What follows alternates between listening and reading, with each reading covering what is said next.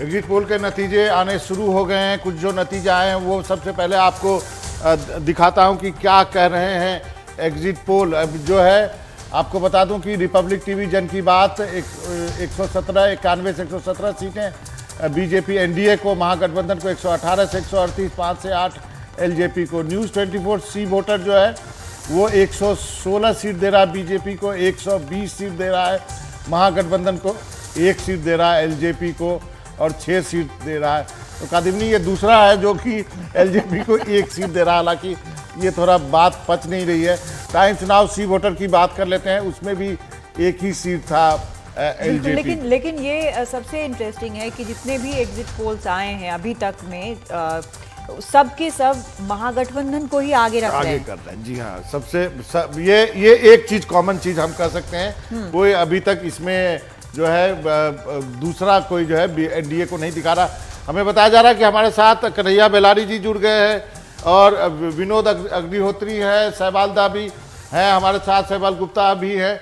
सबसे पहले कन्हैया जी आपके पास, अब आप पूरे बिहार में घूम रहे थे, मैं देख रहा था आप और आपकी टीम लोगों से बातें कर रहे थे। क्या ये एग्जिट पोल सही है? एग्जिट पोल के अनुसार महागठबंधन की सरकार बन रही है? बिल्कुल बिल्कुल बिल्कुल एकदम सही है और हमको लगता है कि महागठबंधन 10 सीट और ज्यादा जाएगा। मैं 130-35 के आसपास आना चाहिए। अच्छा। लोगों का ये साफ कहना है कि नीतीश कुमार जी ने बहुत बढ़िया काम किया, लेकिन हम लोगों ने उनको मजदूरी दे दिया और मजदूरी दिया, एक बार नहीं 2-2 बार दिया। तो अब जो है जो चाहिए था वो तो दे नहीं रहे हैं। और इस लड़के ने जो एजेंडा साबित किया, लड़का कहने का मतलब तेजस्वी समझिए, तो उस एजेंडे के ही इर्द गिर्द सारी बातें हो रही हैं। और यूथ जो है वो ऐसा नहीं है कि जो कह रहे हैं माई माई माई कॉम्बिनेशन, जी नहीं, सारे जात के जो नवयुवक हैं, बेरोजगार हैं, वो कह रहे हैं कि हम लोग विश्वास करेंगे। क्यों नहीं करेंगे विश्वास? जब हम लोगों ने नरेंद्र मोदी जी पर विश्वास किया 14 में, जो उन्होंने कहा था जी रामराज, इनमें विश्वास करने में क्या दिक्कत है? नहीं करेंगे, फिर ये भी चले जाएंगे। तो इसलिए एकदम सही बात है, जमीन की बात है। और जो भी ईमानदारी से, देखिए हम लोगों ने 2005 में, आप जानते हैं 2010 में भी लालू प्रसाद यादव बिगड़ जाते थे, गाली देने लगते थे, लेकिन हम लोगों ने कहा कि आपका पारी समाप्त हुआ, आप चलिए। इस बार भी है वही बात। जी, सहबाल गुप्ता से हम पूछना चाहेंगे सर, ये जो एग्जिट पोल आप देख रहे हैं, आपको भी ऐसा लग रहा है जैसा यहाँ पर कन्हैया जी कह रहे हैं? नहीं, हम अभी मान करके चल रहे हैं कि एग्जिट पोल का नतीजा पर डिस्कशन करना है। एग्जिट पोल सही है कि गलत है, ये दूसरे समय होगा।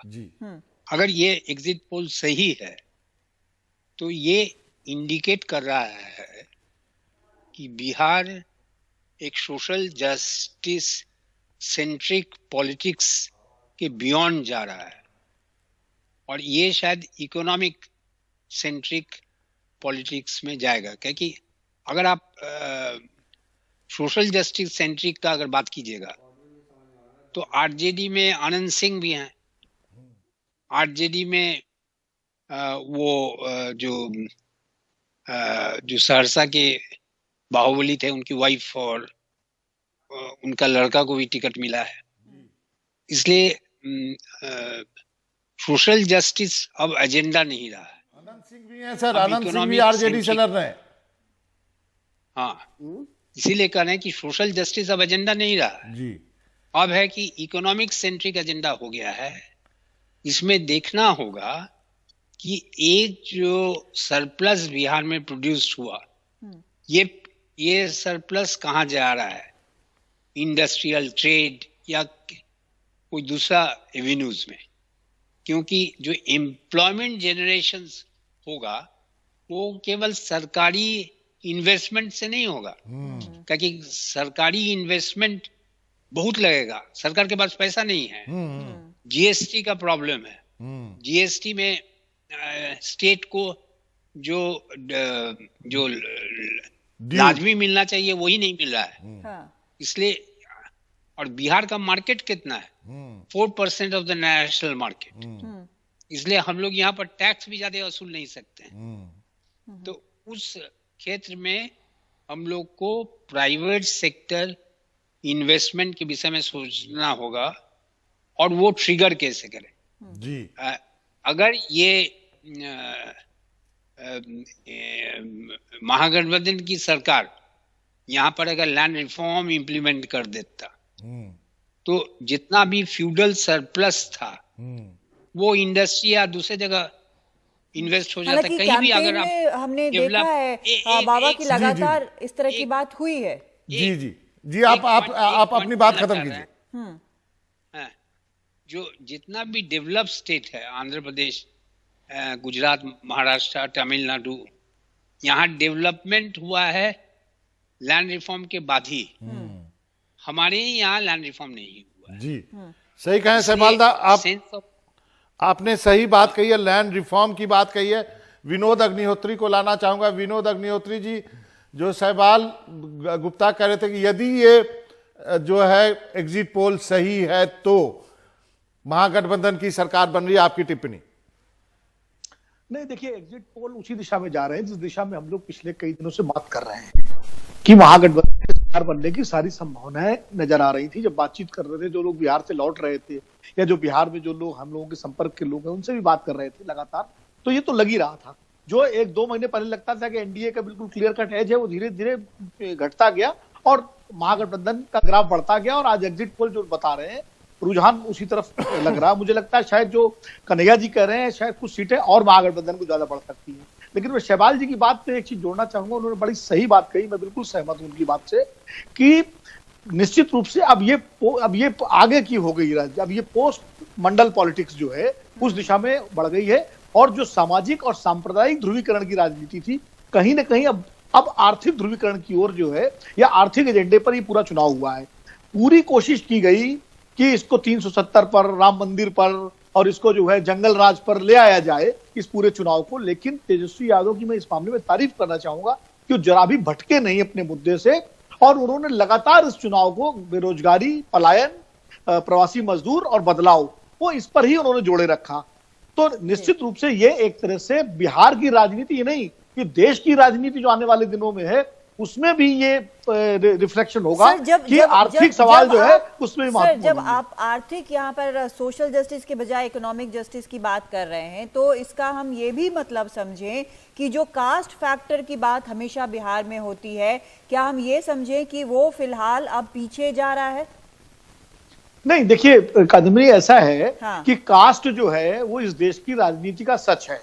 वो 1952 के पहले चुनाव से लेकर आज तक जातीय ध्रुवीकरण तो होता ही होता है।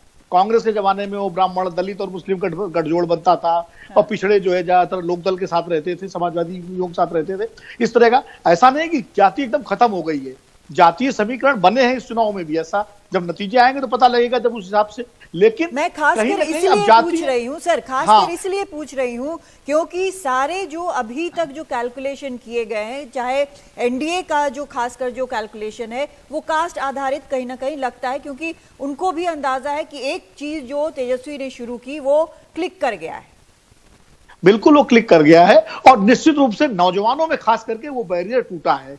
और जातीय गोलबंदियां तो हुई है चुनाव में, ऐसा नहीं टिकट भी उस हिसाब से बांटे गए हैं, लेकिन इस बार जातीय गोलबंदी प्रवेल नहीं कर रही है। इस बार आर्थिक एजेंडा जो है वो प्रवेल कर रहा है। ये एक महत्वपूर्ण बात जी, आपने सही कहा विनोद जी। यहाँ पे कन्हैया जी को लेकर होगा। कन्हैया जी, आप जब घूम रहे थे तो क्या लोग आपको ये कह रहे थे कि यदि तेजस्वी का राज आता है तो क्या उनके दिमाग में वो यादव राज का कुछ भी उनके जेहन में आता है क्या, कि फिर से एक जाति हावी होने की कोशिश करेगी? मुझे ऐसा कहीं नहीं लगा।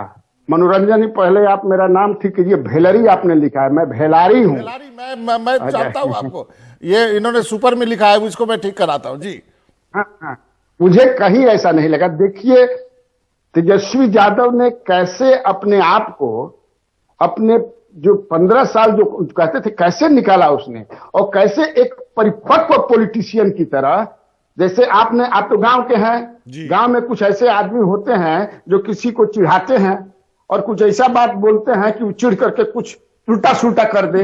इन लोगों ने घेर करके उनको घेर करके तेजस्वी यादव को कुछ भी, लेकिन उसने नीतीश जी की बोली जो है गड़बड़ा गई। क्या बोले वो सही में दिल्ली में कहा जाते हैं, मैं सब जानता हूं। अरे नीतीश जी आप नीतीश जी ऐसे बात बोल रहे हैं, उनके पिताजी बेटा के लिए बेटी पैदा कर रहे हैं, बच्चे बड़े। अरे नीतीश जी आप, ये लोगों को अच्छा नहीं लगता है, किसी को अच्छा नहीं लगता है, और खासतौर से नीतीश जी के मुंह पर। मैंने कभी, उन लोगों ने विश्वास किया, और इसने जो दिया कि 4.5 लाख तो खाली है।